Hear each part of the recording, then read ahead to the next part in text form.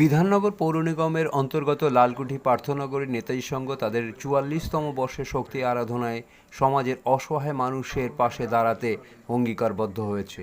সোমবার সন্ধ্যায় সেই সামাজিক কর্মসূচিতে দুস্থ বালকদের বস্ত্রদান, থ্যালাসেমিয়া আক্রান্ত ৩ শিশুকে আর্থিক সহায়তা, রিক্সা ও ভ্যান প্রদান, মহিলাদের সেলাই মেশিন প্রদান, প্রতিবন্ধী যান প্রদান, ৭৪ বছর বয়সী রিক্সাওয়ালা মনাদাকে ২ লক্ষ টাকার চেক প্রদান সহ কৃতিজন সমাজসেবীদের সম্মাননা জ্ঞাপন করা হয়। অনুষ্ঠানে উপস্থিত ছিলেন মন্ত্রী ফিরহাদ হাকিম, ডাক্তার নির্মল মাঝি, সুজিত বোস, তাপস রায়, বিধাননগর পৌর নিগমের চেয়ারম্যান কৃষ্ণা চক্রবর্তী, সাংসদ প্রসূন ব্যানার্জি সহ বিশিষ্ট ব্যক্তিবর্গ। সমগ্র অনুষ্ঠানটির পৃষ্ঠপোষকতায় ছিলেন ক্লাবের সম্পাদক তথা বিধাননগর পৌর নিগমের ডেপুটি চেয়ারম্যান তাপস চ্যাটার্জি। কলকাতা থেকে স্বপন কুমার দাসের রিপোর্ট, নজরে বাংলা। একটা অন্য ব্যাপারে আমাকে মাঝে মাঝে ফোন করে, কোভিডের ব্যাপারে, যখন বডি ডিসপোজাল, আমি বললাম তাপসদা এবার করছেন তো? বলে হ্যাঁ, আরে আপনি তো আসবেন। লজ্জার চোটে কি বলতে গল্প যে না যাবে না। তো সেই তাপসদা তার আমরা যেটা সব থেকে অদ্ভুত হয়, এরকম প্রোগ্রাম আরো অনেকে করে যে সব জিনিসপত্র দেয়, কিন্তু আমার যেটা সব থেকে ওর ব্যাপারে অদ্ভুত লাগে, আমিও আমার এলাকায় পারবো না যে সত্যিকারের মানুষগুলোকে চেনা, যে কার প্রয়োজন কি, কার প্রয়োজন কি। একটা ডেপুটি মেয়র একটা স্তরে উঠে গেছে, শুধু পাড়ার কাউন্সিলর তো নয় যে পাড়ায় ঘুরে বেড়াবে। তার মধ্যে কোন লোকটা মারা গেছে, তার বাচ্চাকে ল পড়াতে হবে, কোন লোকটা হয়ে গেছে তাকে দিতে হবে, কোন রিক্সাওয়ালা তার ওইখানে রয়েছে অনেক দিন ধরে রয়েছে তাকে চিনে রাখা। এইটা একদম তৃণমূল স্তরের নেতা না হলে এটা সম্ভব না। খুবই কি বলা যাবে, আমাদের নারায়ণপুরের ইতিহাসে এত ভালো রেজাল্ট কখনো হয়নি। একদম 500-র মধ্যে 480।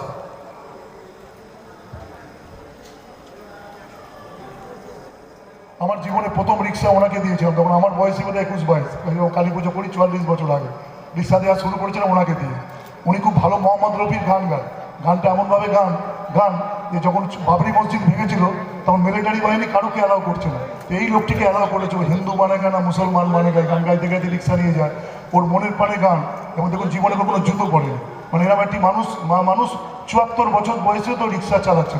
এরকম কিন্তু আমরা বিশ্বকর্মা পুজো থেকে, আমি অভাগা ওয়ার্ডের কাউন্সিলর, আমি ওকে ঠিক করেছি যে প্রতি মাসে বিশ্বকর্মা পুজো থেকে ৫,০০০ টাকা করে দিয়ে আমার মেয়েকে নির্দেশ দিয়েছি, যে কোনো কারণে যদি আমি পৃথিবী থেকে আগে চলে যাই, যদি মনাদা বেঁচে থাকে না তুমি থাকবে, তুমি মনে রাখবে এই ৫,০০০ টাকা, যেমন তুমি আমার সম্পত্তির মালিক হচ্ছে, উনি যেন প্রতি মাসে ৫,০০০ টাকা পায়। আমি কাউন্সিলর থাকি, নির্বাচিত প্রতিনিধি থাকি না থাকি, কিন্তু এটা যেন উনি পেয়ে যান, এইটা আপনার কাজে। আর সব পুজো কমিটি মিলিয়ে ঠিক করেছি এবার আমাদের থিম মনাদার থিম। এদেশে প্রভিডেন্ট ফান্ড নেই, এদেশে কেন্দ্রীয় সরকার দাঙ্গা বাঁধানোর জন্য বিষয়টাকে ফান্ড আছে, কিন্তু এখানে কোনো প্রভিডেন্ট ফান্ড নেই এইসব মানুষের জন্য।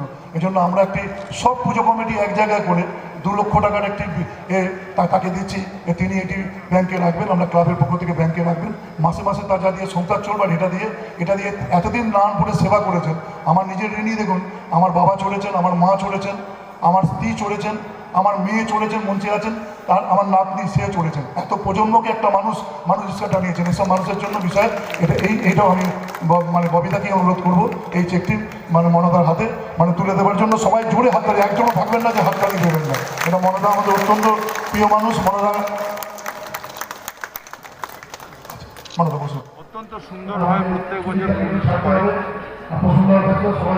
দেখুন, একটা মাদ্রাসার জন্য কালী পুজোর থেকে কালী পুজোর ফান্ড থেকে একটা মাদ্রাসাকে সাপোর্ট করে, এটা বাংলায় সম্ভব। এটাই হচ্ছে সর্বধর্ম সমন্বয়, যেটা পুজো মণ্ডপ ছিল তাপস চাইলে, এবং বিভিন্ন অনেক সমাজসেবা আছে। আমি প্রত্যেক বছর আসি নিজে ইন্সপিরেশন পাওয়ার জন্য, সেই কাজটাই হচ্ছে। ওকে ধন্যবাদ জানাই এবং সমর্থন। চিফ পেট্রন এবং তাপসবাবুর সাথে সবাই এই কাজটা একদম অম্লান ভালোবাসা, এটা কোনো রাজনীতি নেই। তাপসবাবু এমন এমন মানুষকে দিয়েছে, আমার মনে আছে 2010 সালে ওয়ার্ল্ড কাপ দেখতে পাচ্ছে না, তার বাড়িতে টিভি নেই, এত বড় টিভি কিনে আমি খুব খুশি হলাম। এমন দেখেছি অন্য দল করে নাম বলছি না, তাদের সাহায্য এটা অনবদ্য, এইটার জন্য আসি। আমার ভালো লাগে, ববিকে বলেছিলাম, ববি এখন রোজ আসে, সুজিত আসে, এবং এইটা একটা কোনো রকম লোক ভাবে না যেন রাজনীতি, মন দিয়ে কাজ, একের পর এক মানুষের সাহায্য পরের পর দিন, এই তাপসটা ঠিক। এবং আমি আবেদন করবো আমার দলের কাছে, তাপস যেন বিধায়কে দাঁড়াতে পারে, এটা আমার আবেদন করে যাবো। তাপসের মতো লোককে বিধায়ক হওয়া দরকার নিউ টাউন। রাজনৈতিক কর্মী হতে গেলে সমাজকর্মী বাধ্যতামূলক, সমাজকর্মী হতে গেলে রাজনৈতিক কর্মী বাধ্যতামূলক। সুতরাং মানুষের কাজ করে, মানুষের পাশে তারা থাকা, দুঃখী মানুষ, অসহায় মানুষ, গরিব পূর্ব মানুষ, যেটা আমাদের নেত্রীর একমাত্র কথা, অন্য কিছু না। যতটা পারো নিজেদের সাধ্য সামর্থ্য অনুযায়ী মানুষের পাশে দাঁড়াও, সেই কাজটা নেতাজি সংঘ করে, তাপস চ্যাটার্জি করে, তাই আমরা আসি উৎসাহিত করব। আত্মকেন্দ্রিক না হতে নিজেকে নিয়ে ভাবুন, সমাজকে নিয়ে ভাবতে হবে। সমাজকে নিয়ে না ভাবলে হবে না। এই সময় মানে এই সমাজে শুধু ইনডিসিপ্লিন জীবনযাপন করলেই হয় না, এই সমাজের জন্য কিছু ভাবতে হয়। এই সমাজ আমাদেরকে অনেক কিছু দিয়েছে, সমাজকে ফেরত দিতে হয়।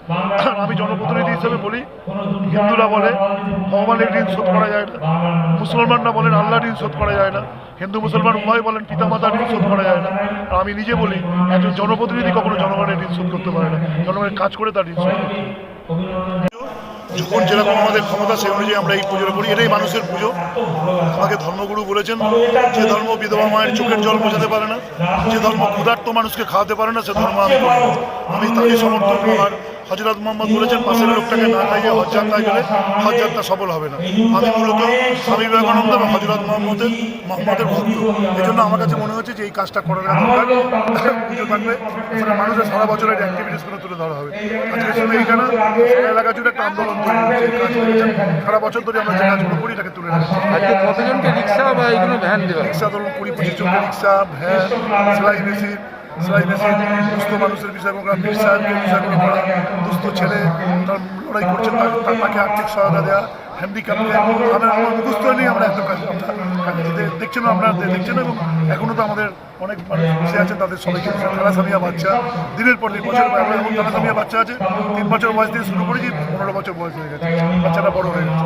এই জন্য সবাইকে আমরা দাদা এই প্রেরণাটা কোন জায়গা থেকে পেলেন? ছোটোবেলা থেকে নিজেও বস্তি বাড়িতে মানুষ হয়েছি, পরে দারিদ্রতা জানি নেতা হয়ে গেছে, এখন ভিআইপি মনে হচ্ছে ওই দিনগুলোকে একটা যে অবস্থা পেতে হবে।